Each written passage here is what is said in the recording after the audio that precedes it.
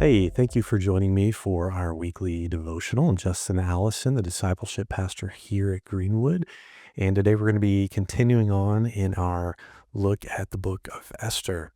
And so in this particular video, we are going to look at um, some verses in chapter 2, starting in verse 21. We're going to go through the end of chapter 3, and we're going to be looking at how the conflict in this book is set up between Mordecai and Haman. And so that's kind of a high-level overview of what we're looking at today. Let's get into the details now. So Esther 2:21 says, "One day Mordecai was on duty at the king's gate. Two of the king's eunuchs, Bigdana and Teresh, who were guards at the door of the king's private quarters, became angry at Xerxes and plotted to assassinate him. But Mordecai heard about the plot and gave information to Queen Esther. She then told the king about it and gave Mordecai credit for the report. When an investigation was made and Mordecai's story was found to be true, the two men were impaled on a sharp pole. This was all recorded in the book of the history of Xerxes' reign." From that, we can gather that, first of all, that there's a book of the history of Xerxes' reign that I've never seen, but that's where this came from. And then this is evidently a summary of that account, which is just showing us that Mordecai is a faithful servant to the king, and that the king can trust Esther and Mordecai. So Esther and Mordecai are set up in a positive light here. Remember, these are God's people. They're not dwelling in God's place. They're not in the land of Israel, but they are still God's covenant people. And so from there, we're going to move on to chapter 3. Sometime later, Xerxes promoted Haman, the son of Hammedatha, the Agagite, over all the other nobles, making him the most powerful official in the empire.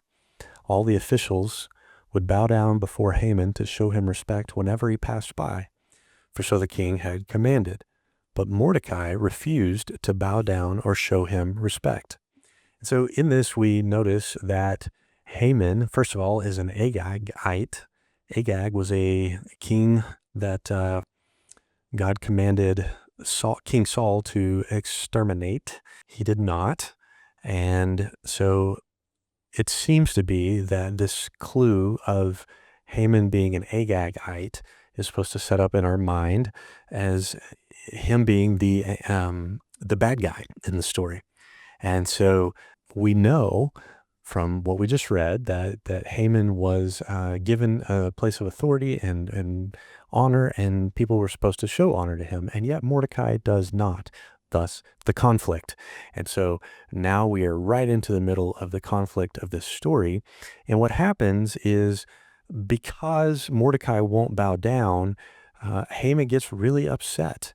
And Haman's pride and arrogance lead him to enact this plan that he will get the king to pass a decree to exterminate the Jewish people.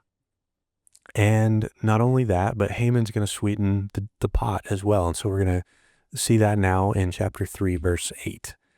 "Then Haman approached King Xerxes and said, 'There is a certain race of people scattered throughout all the provinces of your empire who keep themselves separate from everyone else. Their laws are different from those of any other people, and they refuse to obey the laws of the king,' which isn't quite accurate. So it is not in the king's interest to let them live. If it please the king, issue a decree that they be destroyed, and I will give 10,000 large sacks of silver to the government administrators to be deposited in the royal treasury." So he's bribing the king here. The king agreed, confirming his decision by removing his signet ring from his finger and giving it to Haman, son of Hammedatha, the Agagite, the enemy of the Jews.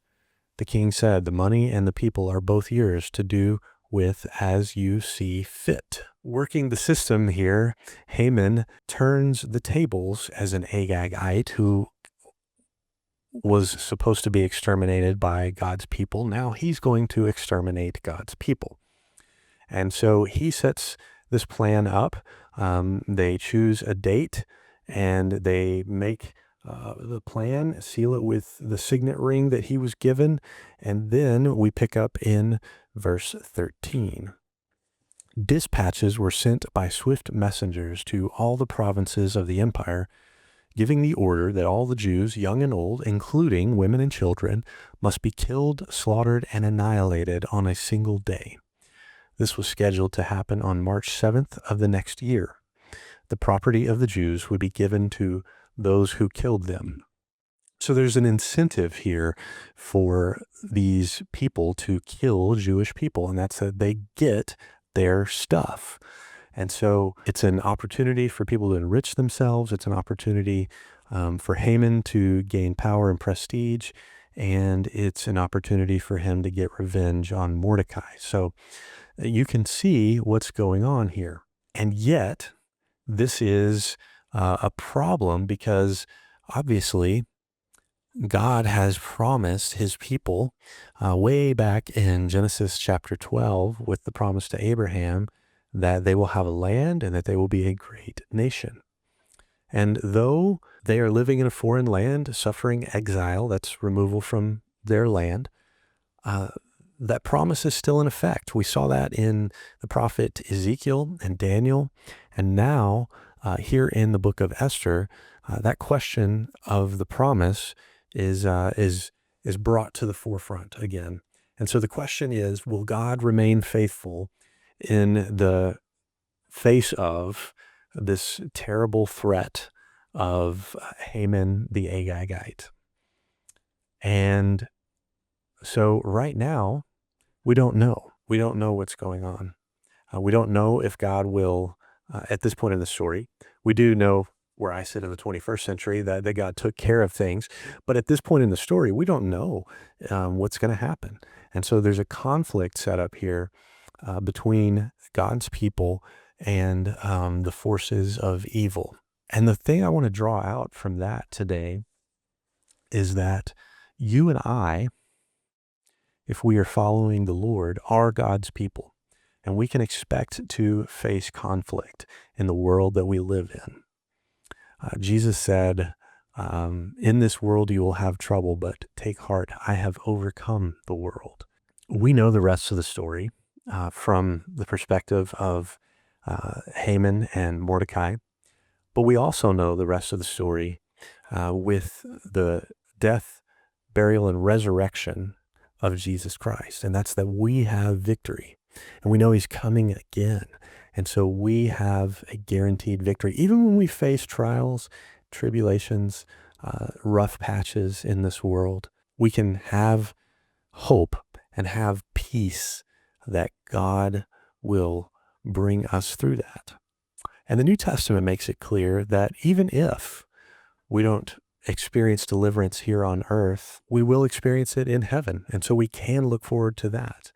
And so that's really the message that I want to leave you with today is in the midst of conflict, when you feel like things are tough and terrible, remember that Jesus said, in this world it will be.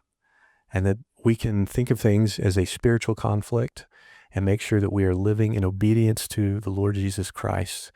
And if we're doing that, we can have hope that everything will be made right in the end, and that you and I will get to be with him in heaven.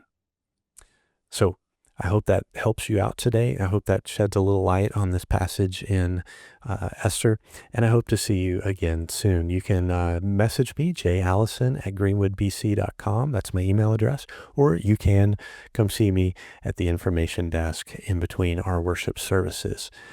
Y'all have a wonderful week. I'll see you again soon.